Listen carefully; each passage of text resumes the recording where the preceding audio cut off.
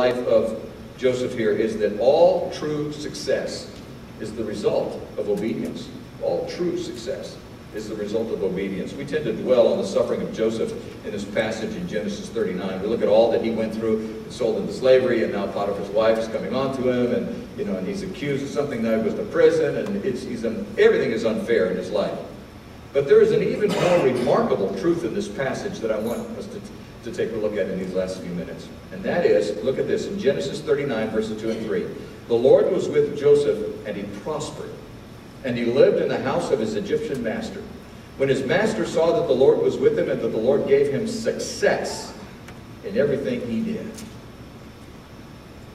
And then later on, after his master gets mad at him and he throws him in jail, now he's in jail, Genesis 39, verses 22 and 23. So the warden put Joseph in charge of all those held in the prison, and he was made responsible for all that was done there. The warden paid no attention to anything under Joseph's care, because the Lord was with Joseph and gave him success in whatever he did. Here's something that you can take to the bank. True success is the result of obeying God. And when I say take to the bank, I'm not talking about making money. I'm not preaching a prosperity cult thing here. I'm talking about true success, God's success. True success is the result of obeying God. It's not about a good plan. It's not about being a business genius. It's not about luck. It's about obedience.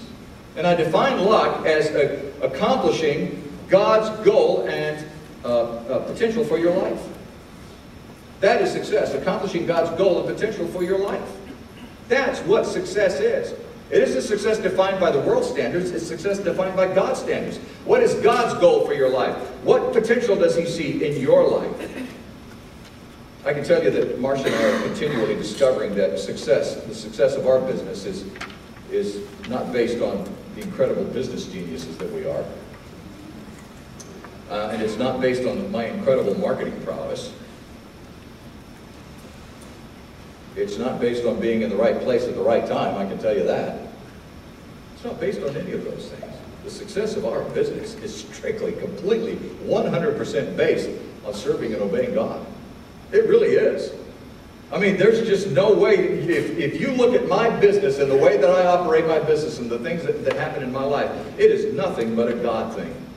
Simply because God just says, look, if you will trust me and obey me and serve me, then I'll do this. I'll provide. I'll meet needs in your life. We just wrote the biggest tax check that we've ever written to the government this year. And that doesn't mean that we've made a lot of money. It just means that the tax code is out of whack. In fact, we've made less money in the last 2 years than in any previous year for the last 20 years. Less money in the last 2 years. But what it does mean is that God has been faithful and He's provided for us. The fact is, the money was in the bank to write the tax check, and that is a God thing. We didn't have to go out and borrow money to pay a tax bill. It's just something that God did. And I look at it and I think, wait a minute, we made less money, we paid more taxes, and that is God provided? Yes. God's in the business of meeting needs. That's what He does. And as you obey Him and serve Him, then He honors that. We're discovering every day how completely dependent we are on God. So it just makes sense to serve Him and to obey Him. Because our life is not about our business. Our life is about being a part of what God is up to. About obeying Him. That's what our life is all about. Our life is about obeying God. Not about being successful the way the world sees success, but about being everything that God has defined for our lives. I love what Joshua 1:8 says in the close of this verse. Do not let this book of the law depart from your mouth. Meditate on it day and night so that you may be careful to do everything written in it. Then you will be prosperous and successful. What an amazing promise from God. What an amazing statement from God. That true success is the result of obeying God. All true success is the result of obedience. 3 things that we learned from Joseph's life so far. Life is not fair, but it does have to be difficult. We are called to obedience, not revenge. And all true success is the result of obedience.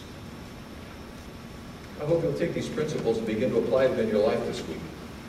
You'll begin to see God do some things and raise some questions, and you'll have one of those eyebrow-raising experiences where you'll go, wow, God can do that, God does that, God said this, God really meant that? The answer is yes. And you know what I hope will happen? I hope you'll begin to share those.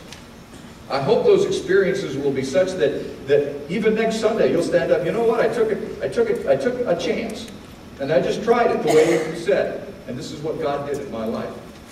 Be willing to share that. Talk about it. See what God does. Challenge God. In fact, God says in Malachi, you know what? Test me. See if I don't open up the windows of heaven and pour out a blessing that is greater than you can even contain. God says, try me.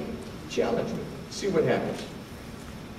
Because your God is in the business of meeting needs and bringing success to those who believe in Him. Success by His standards, by His definition. All of that in the middle of a difficult life. Let's pray.